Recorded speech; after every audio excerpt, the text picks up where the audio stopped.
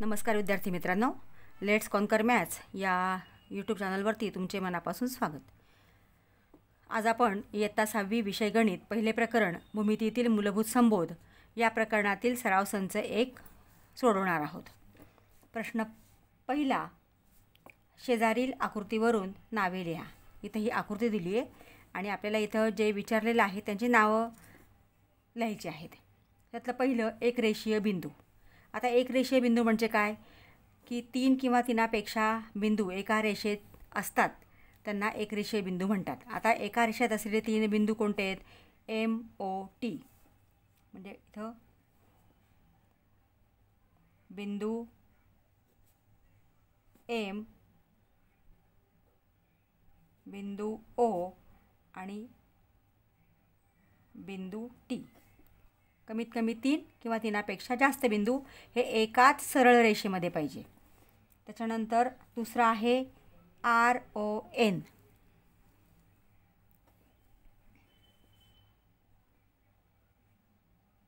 बिंदू R, बिंदू O,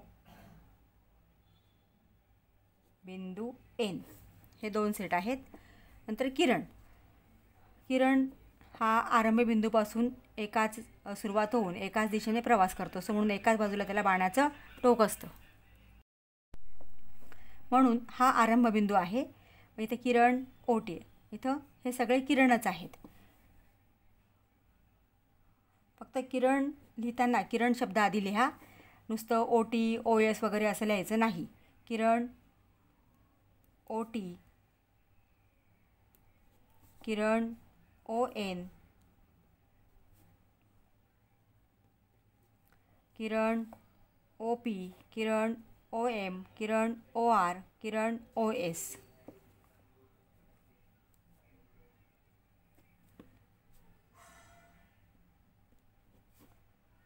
OM, Kiran OR, Kiran OS. रेषाखंड. आता रेषाखंड लिहिताना रेख शब्द लिहायचा असतो. आता इथं M पासून T पर्यंत म्हणजे ही रेषा पण आहे, कारण दोन्ही बाजूला बाणाची टोकं आहेत. परंतु आपण रेख शब्द लिहिला की तो रेषाखंड होतो. म्हणजे की रेषाखंड जो आहे तो रेख MT म्हणजे हा एवढाच रेषाखंड येतो. म्हणून लिहिताना इथं रेख शब्द हा लिहिला गेलाच पाहिजे. आणि मग तिथून पुढं तुम्ही रेख MT,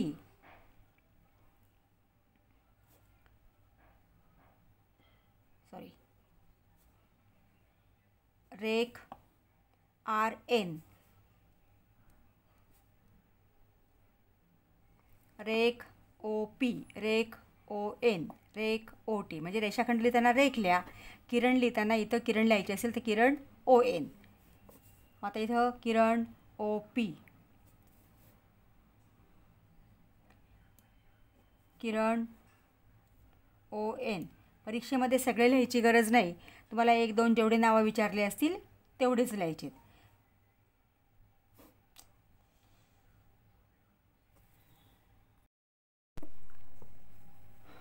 रेख OT,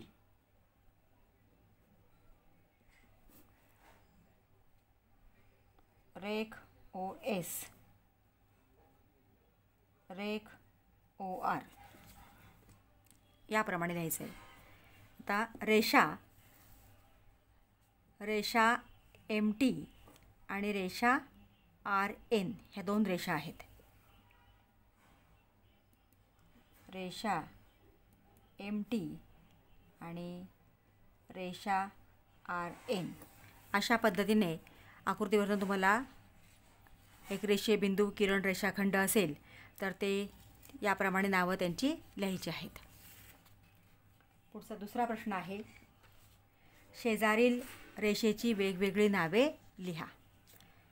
आता इथं हे एक अक्षरी नाव सुरुवातीला दिलेलं असतं इथं, म्हणजे ते स्मॉल लेटर असतं. तर एक अक्षरी असेल तर म्हणजे ही रेषा L.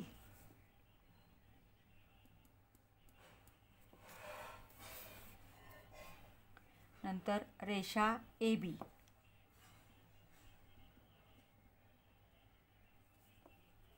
रेषा AC, तुम्ही कशी नावं या ठिकाणी लिहू शकता. रेषा AC, रेषा AD,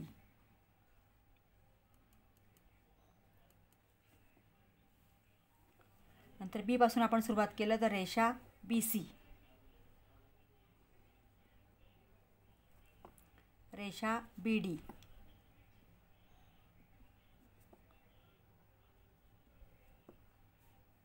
आणि रेषा CD. म्हणजे ए पासून सुरुवात करून आपण याप्रमाणे नाव लिहू शकतो. बी पासून सुरुवात करून, सी पासून सुरुवात करून याप्रमाणे तुम्ही रेषेचं नाव लिहू शकता. प्रश्न तिसरा आहे, जोड्या लावा. अ गट आणि ब गट दिला आहे. अ गटामध्ये आकृत्या दिल्या आहेत, ब गटामध्ये त्या आकृत्यांची नावं दिलेली आहेत.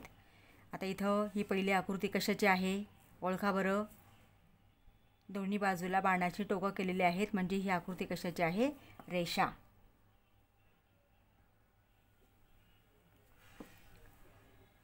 इथे दोन्ही बाजूला अंत्यबिंदू आहेत, म्हणजे हा रेषाखंड आहे.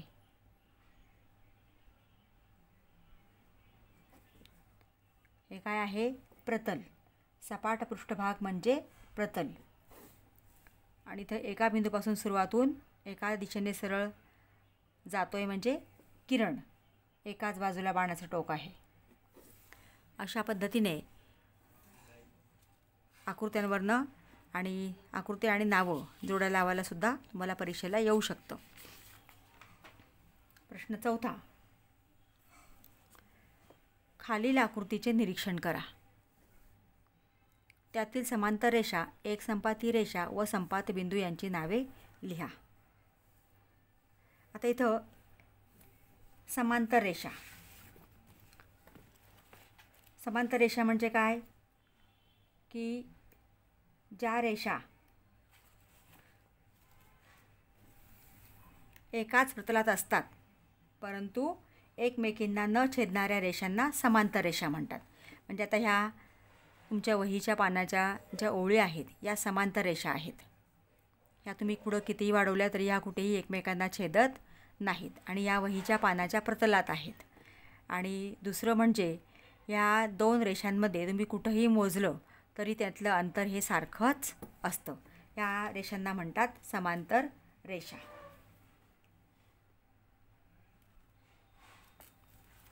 आता इथं समांतर रेषा कोणकोणत्या आहेत त्यांची नावं आपल्याला लिहायची आहे. तर बघा, रेषा B, रेषा M आणि रेषा Q या तीन रेषा इथं समांतर आहेत. रेषा B, रेषा M आणि रेषा Q.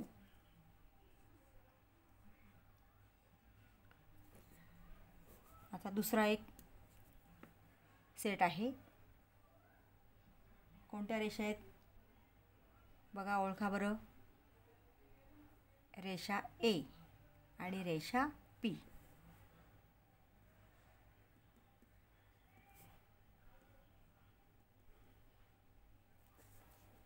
ह्या रेषा समांतर आहेत. सगळ्या एकत्र लिहायच्या नाही. ज्या समांतर रेषा आहेत त्यांचीच नावं लिहायची. इथं आपण रेषा B, रेषा M आणि रेषा Q लिहिलं आणि दुसरं लिहिलेलं आहे रेषा A आणि रेषा P. नंतर एक संपाती रेषा. आता एक संपाती रेषा म्हणजे काय, दोन किंवा दोनापेक्षा जास्त रेषा एकाच बिंदूत छेदतात तेव्हा त्या रेषांना आपण एक संपाती रेषा म्हणतो. आता इथं पहिल्यांदा बघा, ही रेषा AC किंवा रेषा तुम्ही AD लिहिलं तरी चालेल. आता कुठले बघा, रेषा A, रेषा B, रेषा C आणि रेषा AC ह्या इथं A बिंदूमध्ये छेदत आहेत. म्हणजे पहिला आहे रेषा A, रेषा B,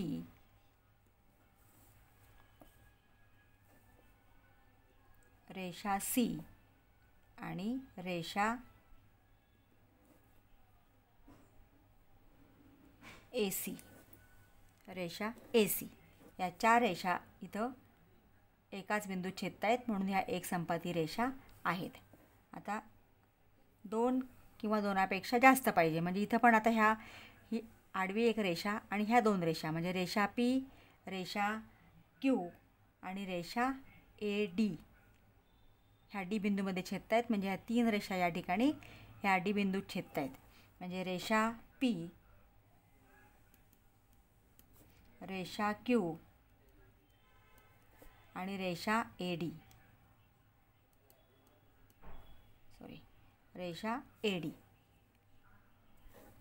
ह्या रेषा एक संपाती आहेत. नंतर संपात बिंदू म्हणजे काय की या एक संपाती रेषा एकमेकांना जिथं छेदतात, ज्या बिंदूत छेदतात त्याला संपात बिंदू म्हणतात.